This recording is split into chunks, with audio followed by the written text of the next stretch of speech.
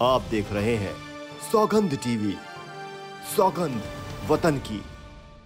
आज़ादी के आसपास देखो ना, जो हमारे मतलब चलो वर्ग था उस टाइम भी, पढ़ लिख के जो पैसे वाले लोग तो फिर भी पब्लिक स्कूल होते थे बिफोर इंडिपेंडेंट भी, जैसे दूध स्कूल है वगैरह है ना। पर लेकिन आज़ादी के बाद क्या हुआ कि अचानक है ना एक बदलाव आया देश के अंदर। एक वर्ग है जो वेस्ट का जो होता है वो प्रभाव में ले चुका है भारतीय राजनीति को। इवन कि हमारे पार्लियामेंट में जो रिप्रेजेंटेटिव है ना, वो मैक्सिमम प्रभावित है वहाँ से वेस्ट से। तो हिंदुस्तान में 10,000 सबसे ज़्यादा सैलरी पेड करने वाला जो आदमी था ना, पब्लिक सेक्टर को भी लगा के, वो राष्ट्रपति होते थे। वो कह रहे हैं कि आज 60 साल बाद देश आज़ादी के बाद वो डिफरेंसेस कम होना चाहिए था, ना कि बढ़ना चाहिए था। कह रहा है हिंदुस्तान इतना डिफरेंसेस आ चुका है कि इसमें है ना, जैसे गरीबी अमीरी की खाई है। बंटवारे में जितने जमींदार थे, जितने पैसे वाले लोग थे, मुस्लिम बता रहा हूँ, हिंदुस्तान में मैक्सिमम हमारे नॉर्थ इंडिया में तो वही थे ना, सब पाकिस्तान चले गए। वहाँ आज भी है ना समाजवाद नहीं है। नमस्कार, मैं हूँ तुषार और आप देख रहे हैं सौगंध टीवी। सरकारी स्कूल, सभी को पता है कि क्या अवस्था है पूरे देश में सरकारी स्कूलों की। साथ ही साथ सरकारी अस्पताल की भी क्या अवस्था है। स्कूल और हेल्थ, बेसिकली अगर कहें हम तो एजुकेशन और हेल्थ में देश काफ़ी पीछे है। लेकिन एक चीज़ जो हम देखते हैं कि प्राइवेट जो स्कूल्स हैं या फिर जो कोचिंग संस्थान है, आज वो करोड़ों हजारों करोड़ों का उनका मुनाफा होता है और वो एक इंडस्ट्री के तौर पर बन चुकी है। कोटा में हो, दिल्ली के मुखर्जी नगर हो, कई जगह कोचिंग में बहुत सारे एग्ज़ाम्स की तैयारियां होती हैं और लाखों लाख की फीस होती है। आज हम बात करेंगे कि आखिर देश में ये अवस्था आई कैसे, जो अमीर के बच्चों के लिए एक तरफ तो खुला फील्ड है, जहां पढ़ना चाहे जो पढ़ना चाहे पढ़ सकते हैं, लेकिन वहीं गरीब के पास स्कूल में टीचर तक नहीं आता। वो चाह के भी क्या ही पढ़ लेंगे इस देश में। आज उसी पे हम बात करेंगे और आइए हम जानते हैं उनसे जुड़े कुछ सवाल। तो आपको क्या लगता है आज ऐसी हालत है क्यों देश में?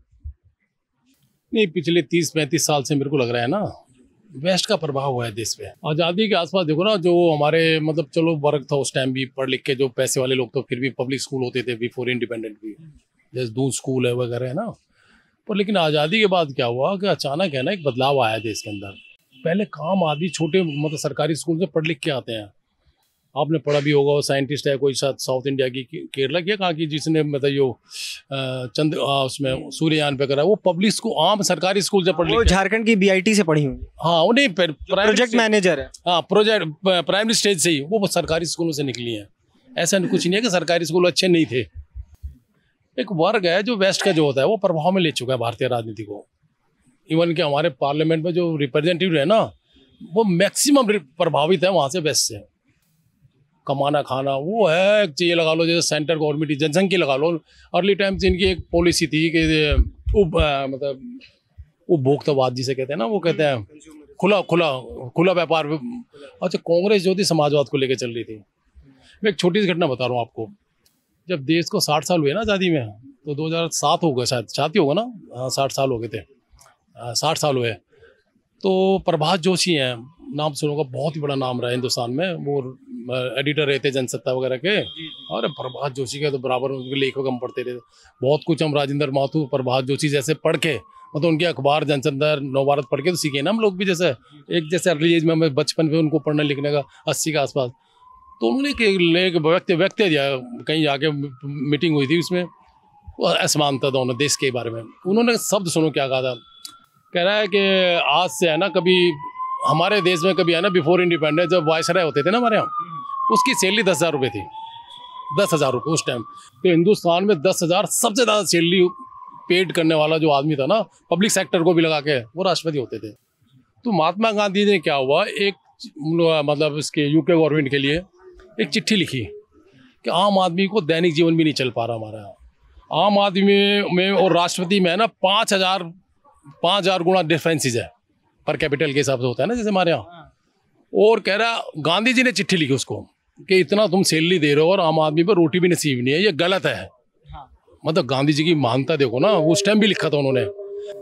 वो कह रहे हैं कि आज 60 साल बाद देश आज़ादी के बाद वो डिफरेंसेस कम होना चाहिए था, ना कि बढ़ना चाहिए था। उन्होंने कहा कि 2007 के आसपास उन्होंने कहा है कि डिफरेंसेस है ना 90 लाख गुना बढ़ चुका है। आम आदमी है ना, मेरे घर मुकेश अंबानी 3-3.5 करोड़ पर विड्रा करता था कुछ, कह रहा है हिंदुस्तान इतना डिफरेंसेस आ चुका है कि इसमें है ना, जैसे गरीबी अमीरी की खाई है, तो इनइक्वालिटी बेसिकली और ज्यादा बढ़ गई आजादी। हाँ, तो कह रहा ये बुराइयां और बढ़ गई। अब क्या है, सबसे पहले इन्होंने क्या प्राइमरी हेल्थ सेंटर लिया, प्राइमरी एजुकेशन ली, जिसको डिस्ट्रॉय किया इन्होंने नीचे सर पे।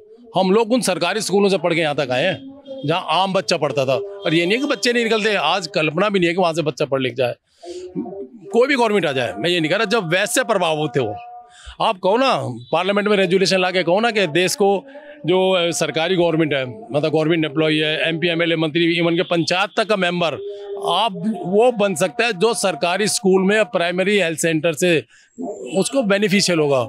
अगर वो वहाँ मतलब नहीं पढ़ेगा था, ये नहीं कि मैं मंत्री बन गया, सारे के सारे विदेशों में बच्चे पढ़ाए, तो उसको डिस्क्वालीफाई कर देना चाहिए।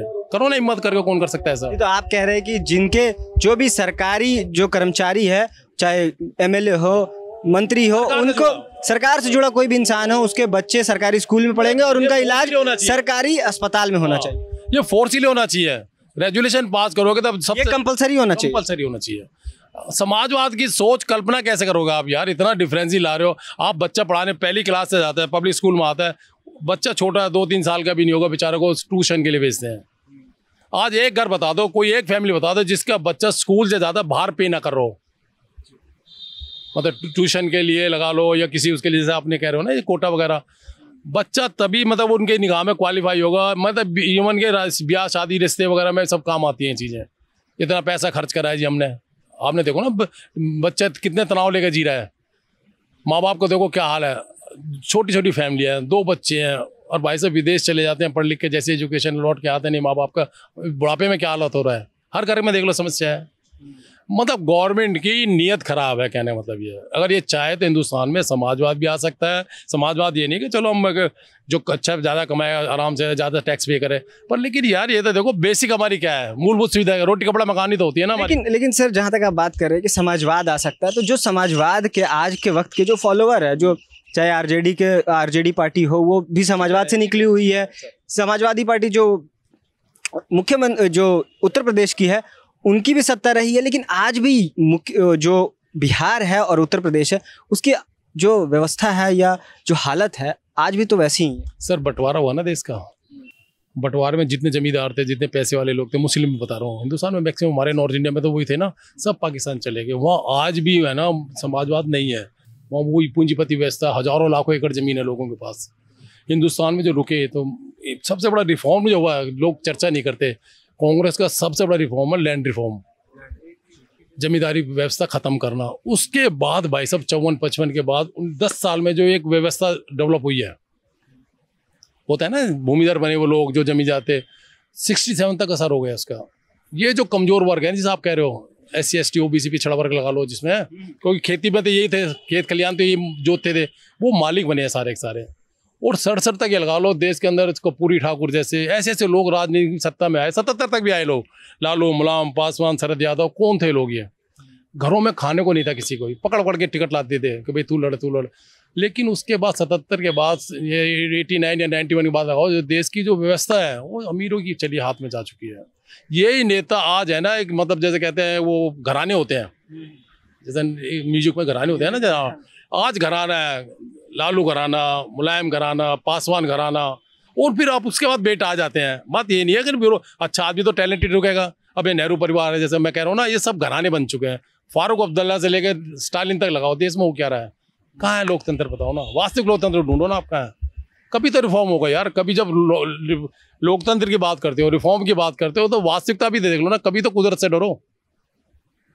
इन बैलेंस एक चीज़ और बताऊंगा मैं, आप देखो कल्पना इस देश के बारे में, हर साल है ना मतलब 1000-1500 IAS IPS निकलते हैं, 800 से लेकर 700, 9000, 1500, और उनको रूल करते हैं हम जैसे जो कम पढ़े लिखे लोग हैं, जो अनपढ़ भी हो सकते हैं, कई जगह अनपढ़ हैं, जैसे आपने देखो कि CM वगैरह अनपढ़ बनी है, जैसे है ना है।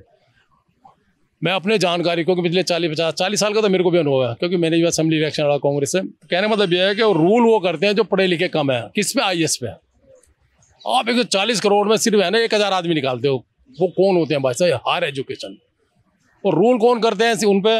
अनपढ़ कम पढ़े लिखे लोग, जो नॉन मैट्रिक या इवन के क्लर्क भी लायक नहीं होते। और जो रूल कर रहे हैं, मैं भी किसी की व्यक्तिगत नहीं कर रहा, किसी पार्टी, वो जो जितने भी हमारे मंत्री संतरी होते हैं सभी पार्टियों के, वो किनके आगे झुकते हैं? साधु संत महात्माओं के जाके उनके पैर पकड़ते हैं। वो अनपढ़, उनको पढ़ाई लिखाई है ही नहीं कहीं भी। अब बताइए देश को रूल करने वाले कौन है? वो साधु संत हैं। एक महाराज थे ना जो हमारे राष्ट्रपति जाके पैर छूते थे, लात से वो देते, आशीर्वाद दिया था एक बार। वो थे ना रसायन, कौन से बाबा थे जो लात से आशीर्वाद देते थे? हाँ, मतलब हमारे राष्ट्रपति इंदिरा जी जाए तो ऊपर से मचान बैठ के आशीर्वाद दे रहे हैं। हम उसके खिलाफ नहीं है। आप कल्पना करो देश को रूलर कौन दे रहे हैं? बिफोर इंडिपेंडेंट या राज परिवार के रहे। लेकिन जो अभी अगर हम अब अपने मुद्दे पे आए तो जो स्कूल और अस्पताल की व्यवस्था है उस पे मतलब क्या समाधान हो सकता है? ये पार्लियामेंट आया सामने, क्योंकि अब हमारे हेड ऑफ द डिपार्टमेंट तो यही इंस्टीट्यूट है ना, पार्लियामेंट। या आम आदमी तो वोट दे सकता है ना, वो देता है। और कितनी बार नाराज होकर वोट देगा बताओ ना। वो हर 10 साल का विकल्प चाहिए नया। आप अर्ली टाइम से देखो, 67 में सरकारें गिरी 9, 77 में फिर सरकारें 9 गिरी थी, इंदिरा जी आ रही थी जब, 89 में फिर कांग्रेस आ रही थी, 96 में अटल जी आए थे, फिर देखो ना फिर अब 2004 में फिर कांग्रेस आई, अब 2014 में फिर आ गए। ये हर 10 साल बाद वोटर तो नाराज होकर नाराजगी जाहिर करता है। ये तो गलती तो हम लोगों की है ना। मतलब नाराजगी वोटर जाहिर करता है, बावजूद इसके कुछ भी नहीं हो रहा है। भावनाओं में बह के वो बेचारा मजबूरी में, कहीं धर्म में, राष्ट्र में, कहीं ना कहीं फंसा। कितनी बार फंसा। तो आपने देखा, ये समस्या है कि वोटर नाराज होके हर 10 साल में विकल्प ढूंढता है। बावजूद इसके जो वोटर चाहता है, जैसे सस्ते स्कूल हो, जो अस्पताल का खर्च हो वो सस्ता हो, लेकिन बावजूद इसके उनको विकल्प नहीं मिलता। इसलिए विकल्प के तौर पे वो हर 10 साल 15 साल में नया सरकार वो चुनते हैं। तो अब देखना ये होगा कि जो भी सरकार है या आने वाले वक्त में जिसकी भी 24 लोकसभा चुनाव के बाद बनती है, वो क्या इन बुनियादी मुद्दों पे काम करते हैं, स्कूल और अस्पताल जैसे मुद्दों पे, या फिर जो कोचिंग इंस्टीट्यूट का ये जो हजारों करोड़ का धंधा है ये वैसे ही चलता रहेगा। मैं तो तुषार, कैमरा पर्सन सुमित के साथ, सौगंध टीवी। आप देख रहे हैं सौगंध टीवी, सौगंध वतन की।